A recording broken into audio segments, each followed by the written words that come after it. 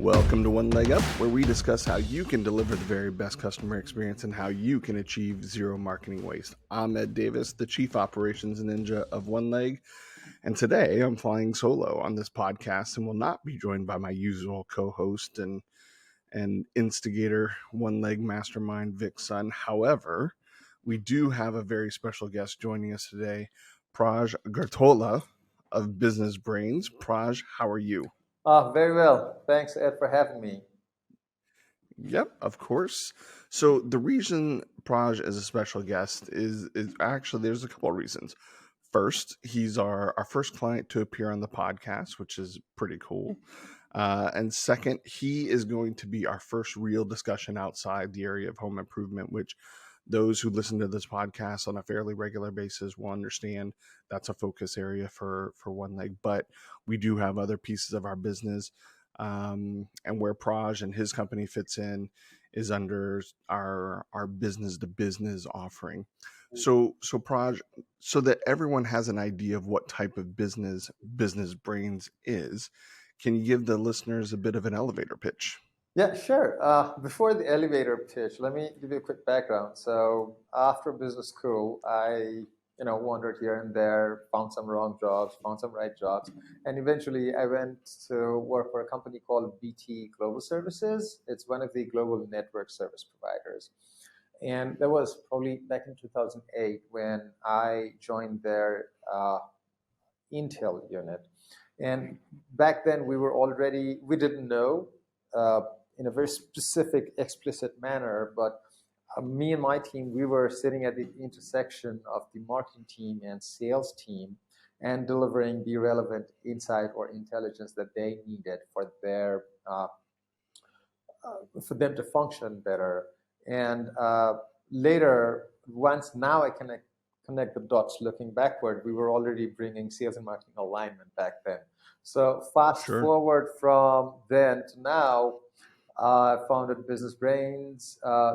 Business Brainz is essentially a research or an insight company that works alongside sales and marketing people, delivering them the research-backed insight that they always needed or wanted to ensure that they become effective, efficient, and to help them win.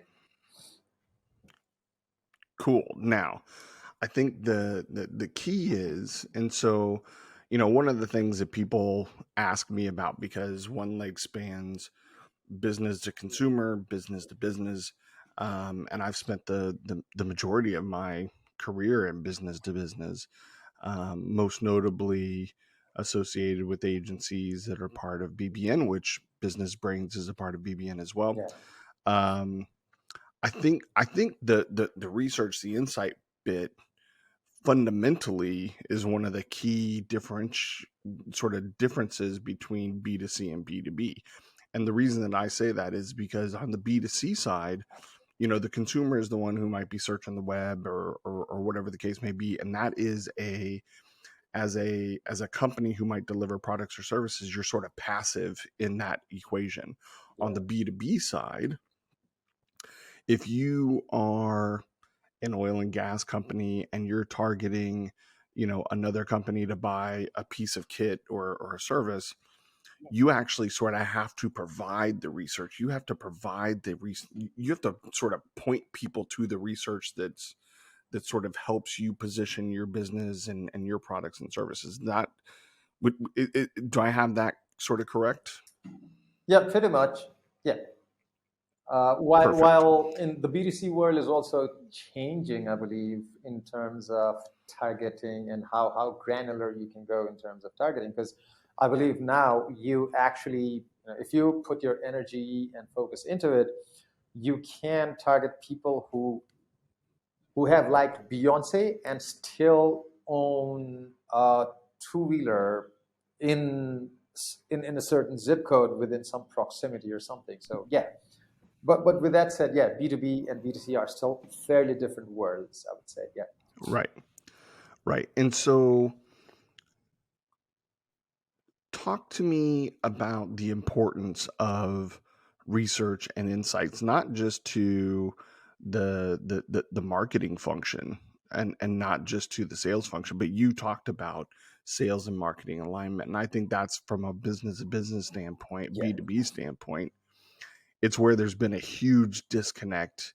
I think there's two, three really. It's the sales and marketing teams not actually functioning as one team, and those things being sort of in a lot of organizations seen as separate. I think it is the lack of investment in actual insight to fuel campaigns, to fuel outreach, to fuel how a sales or marketing team might target somebody.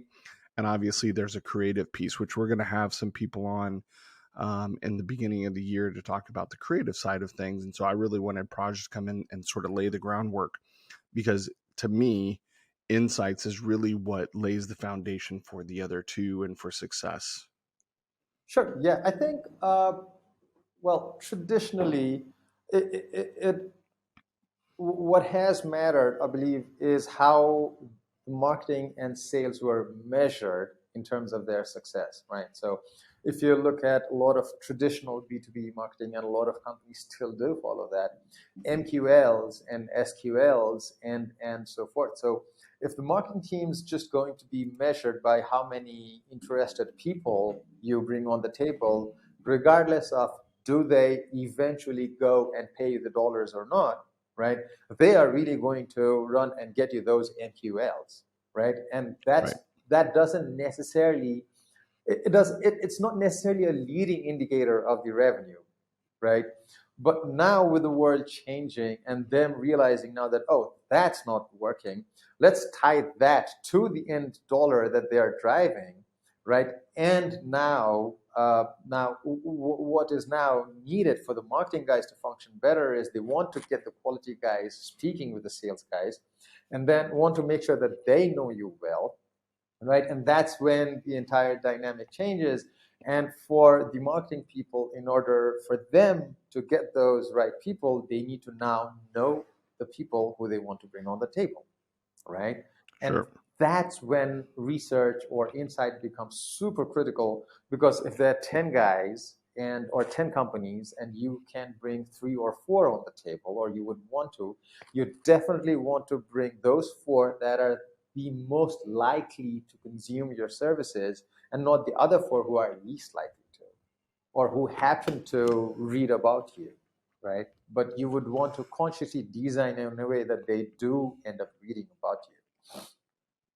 So, and I think that's a key bit to the service that you provide. I think sometimes people get it twisted that, well, my research, my insights, like I think when we talk to potential clients about what that looks like and why you need it, I think they just think about it in terms of, well, we just understand the customer at like a base level, right? And so it's I feel like at times they equate it to persona research and understanding this job function or that job function.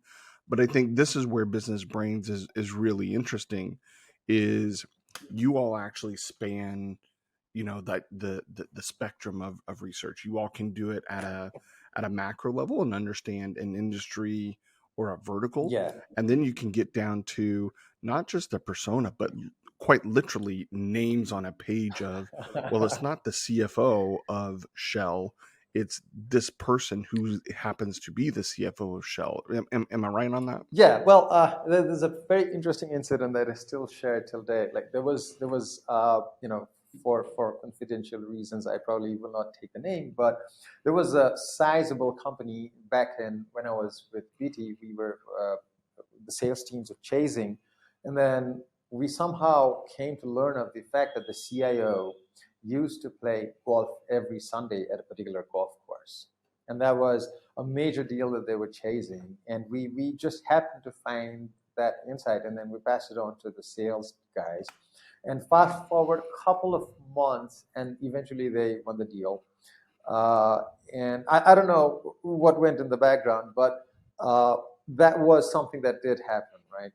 But coming back to the marketing and sales and alignment and the kind of insight that we bring on the table, we start from the macro in terms of what marketing guys need to know.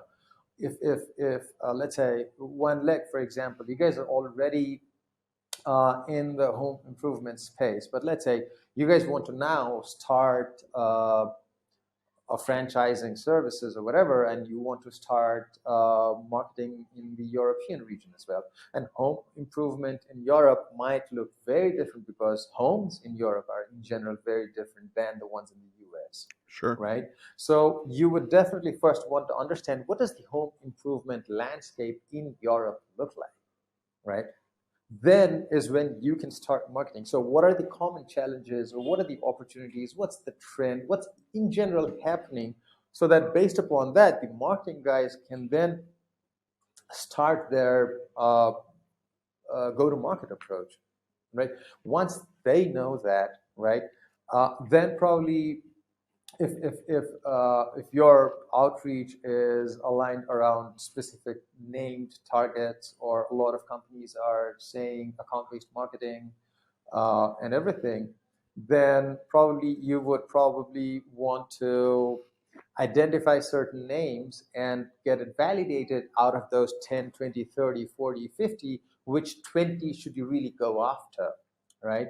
Right. So that would be when we work with the marketing guys and help them align to a certain extent, right? And once that gets passed over to the sales guys, and once there's a certain level of interest, then we help the sales guys understand each and every account at a more granular level. What are the opportunities, challenges internally, what's happening at an account level. And we also help them understand, let's say, 20 similar companies, what are the common agendas the CMOs might have or CIOs might have, right? And once you have certain traction, then we will be in a position to tell you, what does this CMO really want, or is chasing, or is facing challenges with, versus this particular CIO. So it's kind of looking at the macro as well as having the ability to get into the micro, but with a clear purpose of who are we trying to help and support and why. Right. And the bigger purpose is to arm the salespeople and the marketing people by extension, Yeah, or vice versa, with very specific information about a particular account's sort of pain points, so that we can tailor our messaging to them specifically, how our product or service might answer those pain yeah, points, right? absolutely. Yeah, because Yeah. any buyer who's trying to buy something at the end of the day is either trying to eliminate certain pain that they have, or are trying to maximize certain gain that is on their agenda to achieve throughout the fiscal or whatever. Right. So you mentioned, and I hadn't thought about this till you just sort of told that story about The the golf? CIO and finding out where he plays golf. But that was what, like 8-10 years ago, that story's from, Yeah, 10, yeah, at roughly. least 10 years ago. Yeah. I gotta believe that, we've become so data centric. Companies are mining data in all sorts of new Yeah. and interesting ways. How has the research insights business evolved over the last decade? I think from guesswork to fact work. So, Sure. uh, well, I have always been a believer of the fact that tech, or whatever you want to call technology or data and everything, that's an enabler for you to get from where you are to where you want to be, right? Like, for example, intent data lets you uh, figure out what are the companies that are showing some level of intent, right? But that's just Sure. the first bit of it, right? But beyond that, you still have to do your due diligence. You have to figure out, you have to qualify which company might be a good target. You have to understand what they want, what they do not, what are they facing with, and then take a very, very pragmatic, structured, and conscious approach in putting yourself in front of them, right? Uh, I think just the ability to measure each and every action and kind of calibrate that and take a step back and make certain changes and again try and iterate and that measurability probably was uh, used to be spread across a longer time duration. Now it's much quicker and faster. I think that's definitely something that I have seen over time happen. Another How? is, Oh, yeah, sorry. no. Keep going. Sorry. No, another that I think now we're seeing is uh, the scalability, yet staying personalized is another thing that I'm seeing a lot of companies being able to do now, which probably wasn't possible 10 years back. Right. Well, and I think that that's a really interesting bit, right? And so within that, what are the biggest misconceptions around what level of insight you can develop? Like I always joke. Well, I mean, you bring up the whole golf course thing. I mean, there's no reason why you can't figure out nowadays, where an executive, other than for security reasons, I suppose, but you know, people are shockingly transparent in sort of what their habits are and what their likes are and things along those lines. And if you are really on the ball, you could piece somebody's life together fairly easily Yeah, you could. for the sake of marketing and sales, right? And so, but even within that, I gotta believe that there's some common misperceptions around research and insights that you probably have to address on a fairly regular basis. No. Sometimes. So people think that we are the solution to a wish list that a lot of marketing and sales people might have. So they come to us and tell, like a lot of times we hear, can you tell us if they, so most of the companies have IT spends and there are certain tools that kind of do predict it, but they would want and say, hey, can you tell me how much of budget this guy has, right? Right. And so forth and everything. While it might be a wish list, it's really not practical or possible for you to have that. And even if in one case accidentally we are able to bring that insight on the table, right? It's not going to be practical to scale it and deliver across all accounts or all businesses and everything, right? Sure. That's one. Or uh, yeah, I think a lot of times salespeople, marketing people, and salespeople, they just uh, we're inherently lazy, right? Humans. So as much as everything can come from research, we really won't have to do much. So that kind of sometimes prevails. Yeah. Yeah. No, and I think that is look.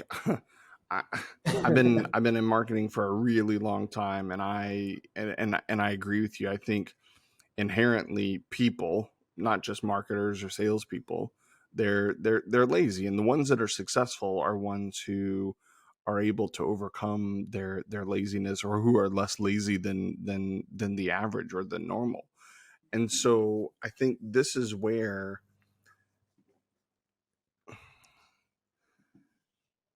to me is where research and insights actually comes into play and can overcome laziness. Because to me, and please tell me if I'm wrong, a really good insights or research function that's a part of your sales and marketing process, it's not just a one and done, right? We're not just engaging business brains for the first couple weeks of our engagement as part of a campaign. To you, I think you said it earlier, okay, we're providing this level of insights. The sales and marketing team does some things. We're going to check in. How did that go? What was the reaction? What was the results? How can we recalibrate and maybe go do some additional digging? I mean, Yeah. it's a cycle, correct? Yeah, well, yeah, it definitely is a cycle. It kind of, well, my orientation is from that direction primarily because Business Brainz, one of the things that is in our DNA is to be customized and uh, uh, be bespoke, right? So whenever, even if there's a like I had a new customer that I pitched to today, right? And I recommended let's start with a pilot and let's create a very bespoke model that answers all your ideal questions. And once we have that template that's so customized to one particular company's needs, right? And then we scale it across all other 10, 20, 50, 100 top accounts that they want to go after, right? So once we're able to do that, right? And while we are building that template, we are more than happy to do a couple of back and forth so that we are able to calibrate the exact need for the marketing and sales team at that particular company. And we replicate the same model across all other customers, right? Because let's say for a ERP service provider versus a CRM or a cloud service provider, the kind of insight that they would want to know about for the same industry that they're targeting will vary, right? Let's say if it is financial services industry, the way that a CRM versus CRM marketing and sales team would look at financial services as an industry versus an ERP guy would vary, right? And once they go a level deeper, if they want to know about Bank of America, they would want to know about very different things about the same target account, right? So we bring that into our service layer and then we deliver so that we are catering to, well, essentially we are functioning like the way the marketing and sales guys were doing research themselves. Got it. But that's the approach that we chose to take because that was my orientation since the very beginning, and that's kind of what I knew, and I thought that worked. So yeah. How are your teams structured? Are they by vertical, or is it just purely these are people who are really good at research, or is it by type of research? Well, almost all the analyst teams, people have a business background, right? They're from business Mm-hmm. schools and everything. We structure them by it's. I wouldn't really say it would be a fancy term to say matrix model or whatever, right? But we kind of To steal a term from BBN. right? But two ways. One, in terms of seniority, in terms of experience, right? Someone who is a year or two knows slightly lesser than someone who has already been around for 3-4 years and they have seen certain industries evolve and grow and everything, right? And also by exposure by industry. If someone has already worked in a financial services company or a bank or a financial institution here and then joined us, then that person automatically understands how banking system works, and that person will be able to predict if that person is building an industry insight on financial services. He probably will be in a better position to do that than someone else who hasn't done that. So it's kind of experience plus relevance in industry or sector. That's how we would structure the project. Got it. So I do want to just step back because, as you know, I fancy myself to be a fairly international type of guy. I've done business Of course, you are an in just about international type of guy. type of guy. I've done business in virtually every corner of the globe, and I think that that's a pretty cool thing. But as you know, I'm enamored with the story of Business Brainz and yourself. So what we haven't revealed so far on this podcast is where Business Brainz is located. Do you want to? I think it's a cool story. So Yeah, sure. do you want to share with the audience? Yeah. So we work from a tiny city called Kathmandu in a tiny country called Nepal. And I get asked this question a lot. Like, of all the places, why would you be in the global B2B marketing and sales space and working from Nepal? And I say, that's primarily just because I was born and raised over here. And it's got nothing to do with anything else, right? I did my schooling and everything here. I went up for my undergrads, came back from my business school. Then I was in India for a while. Then I was in the US for a while working.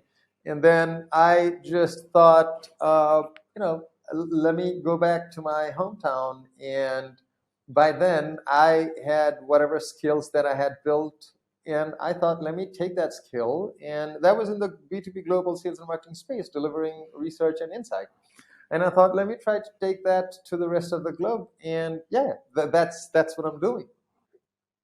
I just think it's a testament to where we are as a society, as a marketing industry. In all honesty, I think, like I said, I think I don't know that there's a ton of organizations out there who do what Business Brainz does at the scale that you do it, and the way that you do it. I think, can you hire like a KPMG or an EY or somebody like that to do, some level of research or whatever? But I think in terms of the broad spectrum that the Business Brainz does, you know, I know that there are some out there, and of course I'm going to be partial to you all, but I do think that you all sit in a rather special spot. Um, so it was a conscious decision to go back to Nepal and start this business, was it not? Well, it was a conscious decision to give it a shot, to be honest, Yeah. right? Let me try for a few years, and if it works out well and good, if it doesn't, I'll figure it out. So I have always, so my wife keeps on telling me you have a higher risk appetite and everything. So I thought, yeah, right. And probably had I not had a slightly higher risk appetite, probably I would have been doing a job someplace, to be honest, right? So yeah, I thought I'd give it a try, and once you start in an entrepreneurial journey, then you fail and you learn and you fail flat on your face and you learn. And that learning, it takes you to the next stage and this and that and everything. So yeah, I've had a fair amount of learning, primarily because I was trying to go and be known and try to sell something in the global B2B landscape, but from a place where it's really difficult to reach there. So yeah. Do you find in your interactions, I gotta believe that the pandemic has sort of helped you in the sense that in the sense that people sort of reshaped their way of thinking in terms of, well, sure, people can be remote and they can be anywhere in the world and I can work Yeah. with them. Well, can I be honest? Initially, Yeah. I think when the pandemic hit and budgets were getting cut, right? The first budget that Oh, gets a sure. hit is the market research budget, right? So we really did get a fair brunt, What are we right? doing? But yeah, like you mentioned, as kind of people started seeing the light at the end of the tunnel, and after 2 years of the pandemic hitting, and now that we're towards the end of 2021, right? Now that Yeah. people are realizing, a lot of companies are allowing their employees to work from anywhere, and as long as they can be effective, right? That now is definitely changing, right? And now, probably as compared to 2, 3 years back, if now we would go and say we can deliver insight, probably people are more receptive to that Yeah. than they were 3 years back.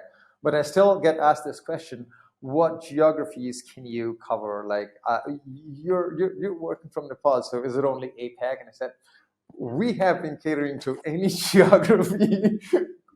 Yeah, Yeah, well, I think that's the thing. Everything's so transportable now, and everything's digitized. yeah, Most things are digitized, so it this is one of the things that actually sort of bothers me a little bit nowadays, which is, there's always this conversation, and you and I have been fortunate to pitch a couple of pieces of business together as part of BBN.